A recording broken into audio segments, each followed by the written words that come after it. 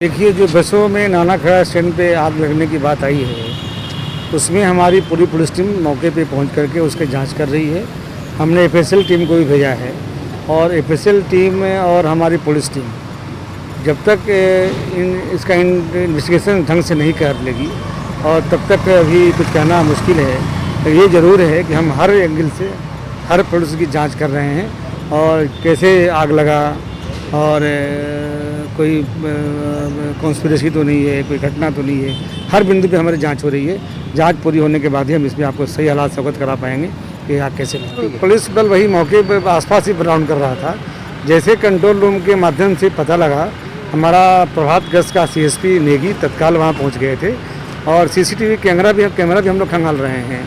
हमारी forensic team भी पहुँच गई है, पुलिस टीम भी पहुँच गई है। हमने प्रकरण भी दर्ज कर लिया है। हमारी जांच जारी है, नतीजा आने पे आपको अवगत कराया जाएगा। मेरे परिवार की थी, 8 बसें मेरी पत्नी के नाम से थी और 2 बसें दूसरे अन्य आदमी की थी जिनका साकेत बड़ोदिया नाम है। मेरी शिकायत पर बसों को ऐसा लगता है कि कुछ तो कुछ नुकसान किसी न किसी रूप से पहुंचाया गया है। अब ये जांच का विषय है, पुलिस जांच कर रही है, उसमें जो भी आगे निकलेगा वो सबके सामने आएगा। क्या शिकायत करी थी आपने उसमें? मैंने स्पष्ट शिकायत की थी, करप्शन ऑफ प्रिवेंशन एक्ट लग रहा है आरटीओ के ऊपर, इसके ऊपर कार्रवाई कीजिए। गाड़ी XYZ किसी की है, उसका पेमेंट दूसरे आदमी को कैसे कर सकते हैं आप? और वो बिल था 77 लाख 17 लाख के, उसमें लंबा चौड़ा कुछ गड़बड़ तो होना ही था। यदि सही व्यक्ति को आप पेमेंट करते तो सही व्यक्ति के हाथ में जाता। आप सही व्यक्ति का पेमेंट किसी दूसरे आदमी को कर रहे हैं, ये मेरी शिकायत थी। अब इस शिकायत पे जो भी कार्रवाई हो रही है, हो सकता है कि किसी और ने भी काम करा हो, अभी स्पष्ट नहीं है पूरा। किसी पे शक है आप? शक क्या है, अब ये जो शिकायत की है तो हो सकता है कि उन लोगों में से भी कोई हो सकता है और भी कोई अन्य हो सकता है। किसी के नाम, किसके खिलाफ नामजद शिकायत? मैंने नामजद एक विनायक ट्रेवल्स था और एक और कोई दूसरा ट्रेवल्स था, दोनों का नाम लिखा था कि इनको जो पेमेंट किया जा रहा है ये गलत है और इसका recommendation prevention of corruption act की धारा 7 के तहत जिन अधिकारियों ने किया उन पर कार्रवाई करें। देखिए, सबसे पहली बात तो उज्जैन बस ऑपरेटर एसोसिएशन इस घटना की बहुत निंदा करता है और जिला प्रशासन से, मध्य प्रदेश शासन से ये मांग करता है कि इस प्रकार की जो घटना हुई है उसमें दोषियों के खिलाफ कार्रवाई की जाकर तत्काल उनके खिलाफ उनको निरुद्ध किया जाए। हमारे साथी हैं शिव शर्मा जी, इन्होंने एक शिकायत करी थी और विधि सम्मत उनकी शिकायत थी कि जो बस ऑपरेटर है जिसकी बस शासन अधिग्रहण करती है उसके खाते में ही भुगतान किया जाए, ये शासन का नियम है। किंतु जिसकी बस लग रही थी, जिस वाहन स्वामी की बस लगती थी, अधिग्रहण किया जाता था, उसको भुगतान ना किया जाकर किसी अन्य एजेंसी को भुगतान करने की प्रक्रिया चल रही थी।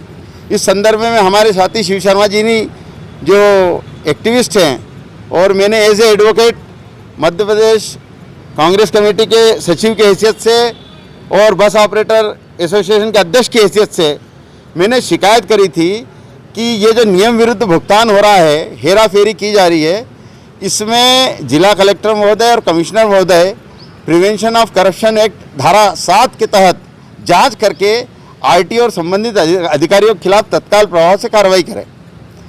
आज हमारे साथी जो शिव शर्मा जी, इनका सुबह फ़ोन आया कि मेरी 10 बसें हैं उसमें आग लग गई है और कल ही एक उज्जैन के समाचार पत्र ने शिव शर्मा जी के नाम से एक विस्तारित आधे पेज की खबर छापी थी भ्रष्टाचार को लेकर, इनकी शिकायत को लेकर।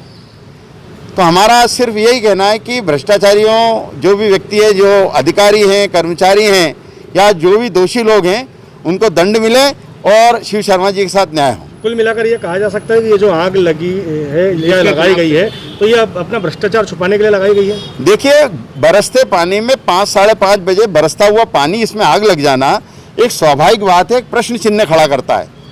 और एक ही ट्रेवल्स की गाड़ी क्यों जली?